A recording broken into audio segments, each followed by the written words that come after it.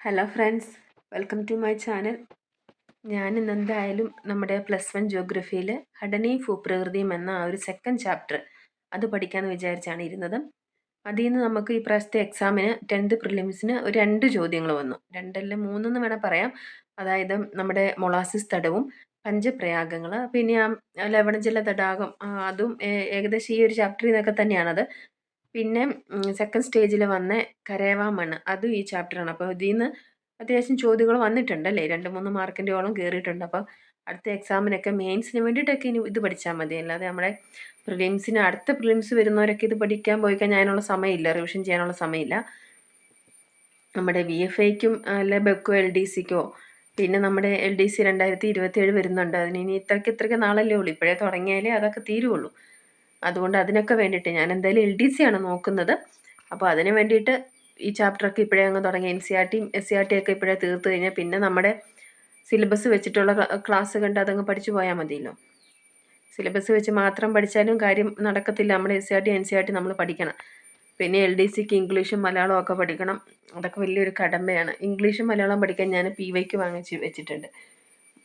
ലളിതം PYQ, ലളിതം മലയാളം. അത് അത്യാവശ്യം എല്ലാ ക്വസ്റ്റ്യൻ പേപ്പറും ഉണ്ടല്ലോ, ക്വസ്റ്റ്യൻ പേപ്പർ വെച്ച് നമ്മൾ ചെയ്ത് പഠിച്ചാൽ മതി. അതുകൊണ്ട് ഇപ്പോൾ എന്തായാലും ഈ ഒരു ചാപ്റ്ററിനകത്ത് നമ്മുടെ ഹിമാലയൻ ഡിവിഷൻസും വരുന്നുണ്ട്, ഘടനയും ഭൂപ്രകൃതി എന്ന ചാപ്റ്ററിൽ.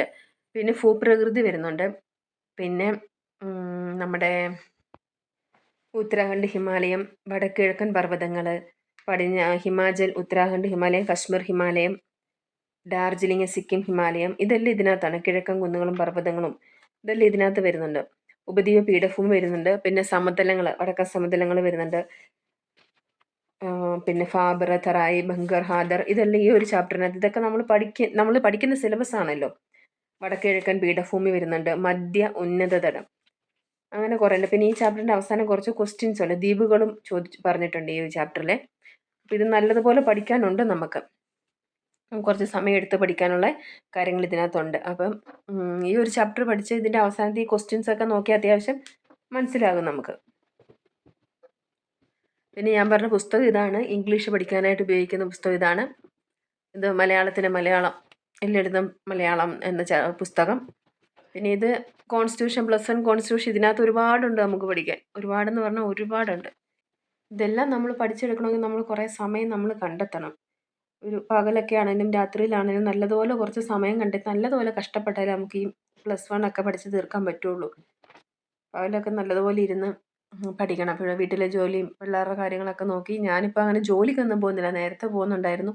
ജോലിക്ക് പോയി കഴിഞ്ഞാൽ നമുക്കൊരു എന്താ പറയുക, ഒരു നമ്മുടെ ലിസ്റ്റുമായി ബന്ധപ്പെട്ട് ഒരു ഫീൽഡ് വർക്കിന് പോകണമെങ്കിൽ നമുക്ക് ലീവൊന്നും എടുക്കാനും പറ്റിയില്ല.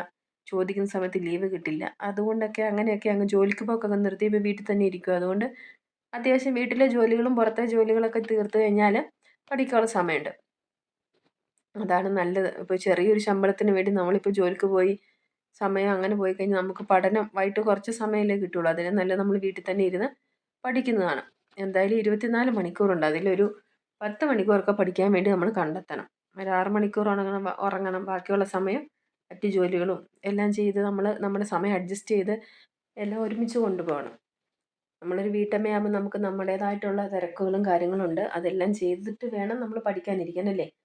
ഇതിപ്പോൾ ഞാൻ ജിയോഗ്രഫിയിലെ ധാതുക്കളും ശിലകളും, ഈ ഒരു ചാപ്റ്ററിൽ നിന്ന് നമുക്ക് ക്വസ്റ്റ്യൻസ് ഒക്കെ വരാൻ സാധ്യതയുള്ളൊരു ചാപ്റ്ററാണ് ധാതുക്കളും ശിലകളും. അപ്പം ഇതിനകത്തും ഉണ്ട് അത്യാവശ്യം. ഇതൊരു ചെറിയ ചാപ്റ്റർ, അത്യാവശ്യം നല്ലതുപോലെ പഠിക്കാനുള്ള കാര്യങ്ങൾ ഇതിനകത്തും ഉണ്ട്. ശിലകളും വർഗീകരണങ്ങളും, ആഗ്നേയശില, അവസാദശില, അതെല്ലാം ഇതിനകത്ത് വരുന്നതാണ്. അപ്പോൾ ഇതെല്ലാം നമുക്കതൊക്കെ ക്വസ്റ്റ്യൻസ് വരാറുള്ളതാണല്ലോ. അപ്പോൾ അതുകൊണ്ട് ഈ ഒരു ചാപ്റ്ററും പഠിക്കണം. ഇത് ചെറിയ ചാപ്റ്റർ ആയതുകൊണ്ട് കുഴപ്പമില്ല, നമുക്ക് പഠിച്ചെടുക്കാവുന്നതേ ഉള്ളൂ. ഞാൻ ഈ NCERTയുടെ നോട്ടൊന്നും എഴുതാറില്ല. കാരണം അതിൻ്റെ പേപ്പറൊക്കെ നല്ല നമുക്ക് അത് വെച്ച് തന്നെ പഠിക്കാമെന്ന് നമ്മൾ ആദ്യമൊക്കെ പഠിക്കാൻ വിചാരിക്കും നോട്ട് എഴുതാതെ നമുക്ക് പഠിക്കാൻ പറ്റിയായിരുന്നു. പിന്നെ ചില പുസ്തകങ്ങളൊക്കെ പഠിച്ചു കഴിയുമ്പോൾ നമുക്ക് അതിൻ്റെ നോട്ടില്ലാതെ നമുക്ക് മനസ്സിൽ നിൽക്കില്ല. നമ്മൾ ആൻസർ ഓർക്കും, നമുക്ക് ആ പേജൊന്നും നമ്മുടെ മനസ്സിൽ കടന്നു വരത്തില്ല ചില പുസ്തകങ്ങളൊക്കെ. അപ്പം അത് ഞാൻ പ്രത്യേകിച്ചും SCERT എല്ലാം ഞാൻ എഴുതുമായിരുന്നു. അതെനിക്ക് ആ പുസ്തകം വെച്ച് പഠിച്ചാൽ എൻ്റെ മൈൻഡിൽ നിൽക്കത്തില്ല. പക്ഷേ NCERT പുസ്തകങ്ങളൊന്നും ഞാൻ നോട്ട് എഴുതുന്നില്ല. ആ പുസ്തകത്തിൽ തന്നെ വെച്ച് പഠിക്കണം. നമ്മുടെ ഓർമ്മയിൽ വരും. അതിൻ്റെ പ്രിൻറ്റിംഗ് ഒന്നും വലിയ കുഴപ്പമില്ല. അതുകൊണ്ട് അത് വെച്ച് തന്നെ പഠിച്ചാൽ മതി. എൻ്റെ നോട്ട് എഴുതേണ്ട അത്രയും ഒരു ഉപകാരമുണ്ട്. ഈ ചാപ്റ്ററിൻ്റെ അവസാനം കുറച്ച് ക്വസ്റ്റ്യൻസ് ഉണ്ട്. ഒരു 24 ക്വസ്റ്റ്യൻ ഉണ്ട്. അതിൽ വൺ വേർഡ് മാത്രം ഒന്ന് നോക്കി പോകുന്നതേ ഉള്ളൂ, ബാക്കിയൊന്നും നോക്കേണ്ട ആവശ്യമില്ലല്ലോ. അപ്പോൾ ആ ചാപ്റ്റർ വായിച്ച് ഏകദേശം തീർന്നിട്ടുണ്ട്. അപ്പോൾ ഇന്ന് ഇത്രയൊക്കെ ഉള്ളൂ. എല്ലാവരും നല്ലതുപോലെ ഇരുന്ന് പഠിക്കുക.